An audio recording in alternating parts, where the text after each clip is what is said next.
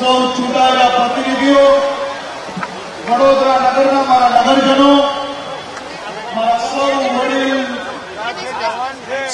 સૌ યુવાન ભાઈ બહેનો, આપ સૌને હું બે હાથ જોડીને વંદન કરું છું.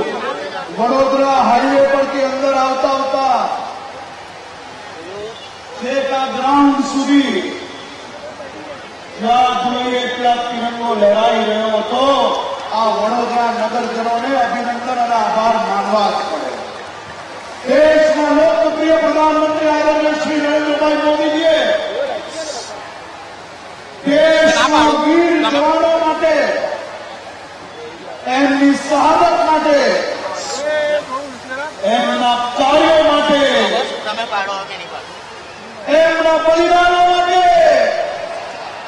દેશના નાગરિકોને આહ્વાન કરવામાં આવ્યું કે દેશના સૌ નાગરિકો એક સાથે મળીને હર ઘર તિરંગા લહેરાવશો અને આપણા દેશના સૌ જવાનો કોઈક દેશની સરહદની સુરક્ષા કરતા હોય તો કોઈક અલગ અલગ રાજ્યની સુરક્ષા કરતા હોય. આ બધા જ જવાનોની શહાદતોને સલામી આપતા આપણે આપણા તિરંગાને લહેરાવીશું. આઝાદીના લડવૈયાને યાદ કરતા કરતા આ તિરંગાને લહેરાવીશું.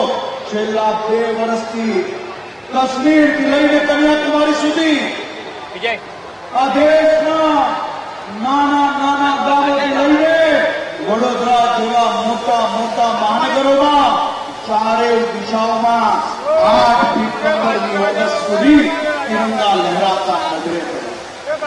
પરમ દિવસે રાજકોટના નગરજનો વહેલી સવારે જાગીને હજારોની સંખ્યામાં તિરંગા જોડે તિરંગા આઝાદીના લડવૈયાઓને યાદ કરતા કરતા આ તિરંગાને લહેરાવીશું.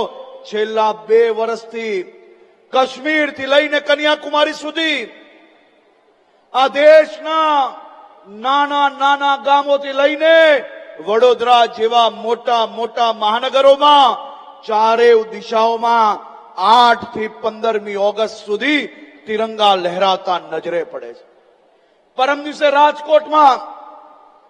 રાજકોટના નગરજનો વહેલી સવારે જાગીને હજારોની સંખ્યામાં તિરંગા જોડે તિરંગા યાત્રામાં જોડાયા અને લાખોની સંખ્યામાં લોકો આ તિરંગા યાત્રાને નિહાળવા માટે રાજકોટ નગરમાં ભેગા થયા. આજે હજારોની સંખ્યામાં વડોદરા નગરના નગરજનો આ તિરંગા યાત્રામાં જ્યારે નીકળવાના છે, હું જે રસ્તા પરથી આવતો હતો મેં જોયું શહેરીજનો તમને આવકારવા માટે, આ તિરંગા યાત્રા નિહાળવા માટે વડીલોથી લઈને બાળકો સુધી રસ્તા ઉપર છે. તમને સૌને અભિવાદન કરવા માટે આ વડોદરા નગર આજે તૈયાર છે. વડોદરા નગરના દ્રશ્ય દેશના ખૂણે ખૂણે અલગ અલગ મહાનગરોમાં, ગામોમાં દેશભક્તિની પ્રેરણા પૂરી પાડી શકે તેવા દ્રશ્યો આજે વડોદરા મહાનગરમાં છે. કાલે અમદાવાદ નગરમાં લાખોની જનસંખ્યામાં આપણા દેશના લોકપ્રિય ગૃહમંત્રી આદરણીય શ્રી અમિતભાઈ શાહજી અને ગુજરાતના મુખ્યમંત્રી શ્રી ભૂપેન્દ્રભાઈ પટેલના આગેવાનીમાં આખા દેશનો રેકોર્ડ તોડવાવાળી યાત્રા કાલે અમદાવાદમાં નીકળવાની છે. ગુજરાતના ખૂણે ખૂણે તિરંગા યાત્રામાં હર ઘર તિરંગાના અભિયાનમાં લોકો જોડાયા છે. મારી આપ સૌને વિનંતી છે કે ભલે તમે સરહદ પર જઈને લડી ના શકો, ઘરે તમે દરેક લોકો પોલીસની અંદર ફરજ ના બજાવી શકો, પરંતુ આ રાજ્યના નાગરિક તરીકે, આ દેશના જવાબદાર નાગરિક તરીકે આપણે સૌ લોકોએ સાથે મળીને અનેક દૂષણોની સામે લડવાનું છે. તમે સૌ લોકો દૂષણની સામે લડવા માટે તૈયાર છો? આ દૂષણથી મારા ને તમારા સૌ યુવાન મિત્રોને બચાવવા માટે તમે સૌ સહયોગ કરવા માટે તૈયાર છો? આપણે આ દેશના આઝાદીના લડવૈયાઓએ દેશ માટે જે સપનું જોયું હતું એ સપનું જ્યારે સાકાર થઈ રહ્યું છે, ત્યારે આ દેશમાં દુનિયાભરની અંદર જ્યારે ડ્રગ્સ એક ફેશન સ્ટેટમેન્ટ બની ગયું, ત્યારે ગુજરાત ડ્રગ્સની સામે મજબૂતાઈથી લડાઈ લડી રહી છે. છેલ્લા 10 દિવસમાં ગુજરાત પોલીસને 850 કરોડથી વધારેનું ડ્રગ્સ પકડવામાં સફળતા મળી છે. ત્યારે મારી સૌ વડોદરા નગરજનોને વિનંતી છે, સૌ લોકો સાથે મળીને આ લડાઈ જ્યારે લડી રહ્યા ત્યારે વડોદરાના ખૂણે ખૂણેથી આપણે ડ્રગ્સને સાફ કરવાનું છે. આપણે સૌએ સંકલ્પ લેવાનો છે, કોઈ બી યુવાન મિત્ર કોઈ બી પ્રકારના દૂષણમાં ફસાયું હોય તો એને છુપાવવાની બદલે પોલીસ સુધી માહિતી આપવાની છે. પોલીસ સુધી માહિતી આપીને આપણે આપણા મિત્રોને સુરક્ષિત કરવાના છે. મારી આપ સૌને વિનંતી છે કે આ 15મી ઓગસ્ટ નિમિત્તે, આ સ્વતંત્ર દિવસની ઉજવણી નિમિત્તે આપણે સૌ લોકો જ્યાં બી તિરંગો લહેરાવતા હો ત્યાં સૌ લોકો આ દેશને વધુ સુરક્ષિત બનાવવા માટેનો સંકલ્પ લે.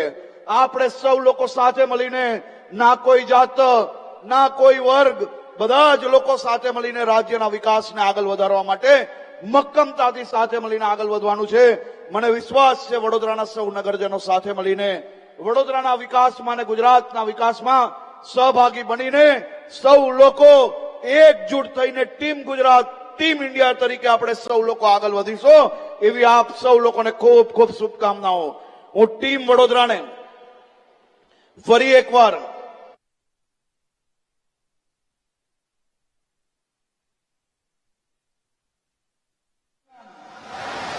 સૌ લોકો આપણો તિરંગો ઊંચો રાખજો. આપણો તિરંગાની દંડી નીચે જમીન પર નથી ઉડાવવાની.